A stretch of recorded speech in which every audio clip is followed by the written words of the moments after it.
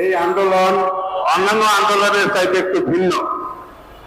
বাংলাদেশে 1971 সালে মুক্তিযুদ্ধের মাধ্যমে স্বাধীন হওয়ার পরে কেউ আমি রাজাকার এই কথা বলার সাহস এতদিন কেউ পায়নি। এই 52 বছর 53 বছর পরে এই প্রথম রাজপথে শুনলাম যে দম্ভ করে বলতেছে যে আমি কে তুমি কে, রাজাকার রাজাকার। এই দ্বন্দ্বিক উচ্চারণ, এই রাজাকার নিজেকে রাজাকার ঘোষণা দেওয়ার যে উচ্চারণ, এই 52-53 বছরে কেউ সাহস পায় না। তার মানে কি যে সর্বকালের সর্বশ্রেষ্ঠ বাঙালি জাতির পিতা বঙ্গবন্ধুর নেতৃত্বে বাংলাদেশ যখন স্বাধীন হলো, স্বাধীনের পরে বাংলাদেশ আর্মিতে ওই খুনি জিয়াউর রহমানকে উপপ্রধান, আর্মির উপ সেনা প্রধান বানিয়েছিলেন। কিন্তু তিনি রাজাকারদের উপরে কোনো বিচার আচার হবে এটা সহ্য করতে পারেন নাই। রাজাকাররা জেলে আছে এটা সহ্য করতে পারেন নাই। তখন তিনি কি করলেন?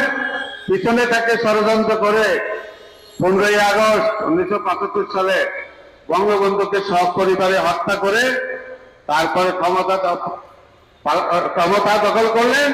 ক্ষমতা দখল করে জেলখানায় যত রাজাকার বন্দী ছিলেন সব বন্দীকে ছেড়ে দিয়েছেন তিনি। সেই বন্দী রাজাকারদের ছেলে মেয়ে নাতিপুতিরা আজকে জোর গলায় বলতেছে আমি কে তুমি কে, রাজাকার।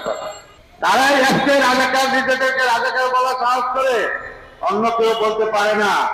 আমাদের ঢাকা বিশ্ববিদ্যালয়ে এখন কত ছাত্র আছে আপনাদের জানা আছে? কমপক্ষে 40,000।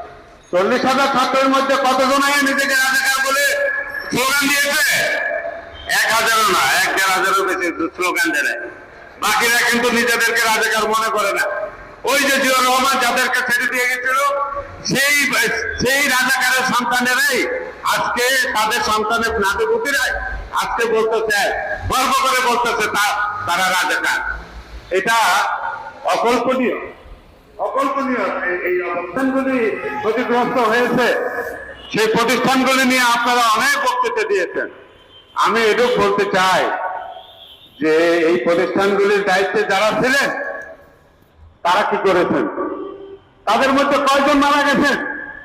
মেট্রো রেলের হামলা করেছে, মেট্রো রেল রক্ষার জন্য যারা ছিলেন তারা কে কে মারা গেছেন, কে কে আহত হয়েছেন? আমি এটা জানতে চাই। পৃথিবীতে যাদেরকে রক্ষা করার জন্য দেওয়া হয়েছে সেই পৃথিবীর রক্ষাকারী কয়জন মারা গেছেন, কয়জন আহত হয়েছেন, এটা আমরা জানতে চাই।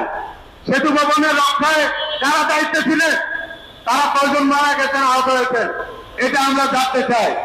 যদি এটার জবাব যদি না পাওয়া যায় তাহলে বলতে হবে সরিষার মধ্যে ভূত আছে, সরিষার মধ্যে ভূত আছে, কে তার রক্ষা করে দেয়, কে ওখানে থেকে দায়িত্ব পালন করে নাই, এইটা কিন্তু আমাদেরকে জানতে হবে। যারা রাজাকার স্লোগান দিয়েছে ছাত্রদের মধ্যে হোক, ছাত্ররা নাকি অনেকেই বলছে ছাত্ররা এই ভাঙাচুরার সাথে জড়িত না। আমি এটা বিশ্বাস করি না। আমি টেলিভিশনে বলেছি ছাত্ররাই ভাঙাচুরা করেছে। ওকে অনেক ছাত্রীদেরকে এর সাথে পিলারের সাথে বেঁধে, গাছের সাথে বেঁধে নির্যাতন করেছে কারা? বাইরে থেকে লোক দিয়ে? কোনো বাইরে থেকে লোক জানে, ছাত্রছাত্রীরা এই কাজ করেছে। সুতরাং ওই ছাত্রছাত্রীরা যা এই কাজ নৃশংস কাজ করেছে তাদেরকে বিশ্ববিদ্যালয় কর্তৃপক্ষের দায়িত্ব তাদেরকে চিহ্নিত করে তাদের বিরুদ্ধে জরুরি ভিত্তিতে ব্যবস্থা নিতে হবে।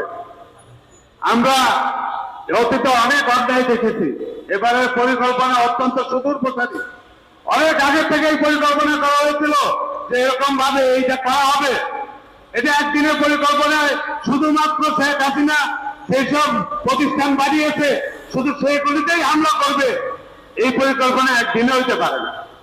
বিএনপি নেতাদের বিল্ডিং নাই ঢাকা শহরে, আব্দুল রহমান মিন্টুর বড় বিল্ডিং নাই, যে আব্দুল রহমান মিন্টু প্রধানমন্ত্রীর পদত্যাগ চাইছে তার বিল্ডিং নাই, তার বিল্ডিং এর টাকা দিচ্ছে কেউ? আরো নেতাদের বিল্ডিং আছে না, সেখানে কোনো টাকা দিয়েছে? সুতরাং এটা তাৎক্ষণিক পরিকল্পনা না,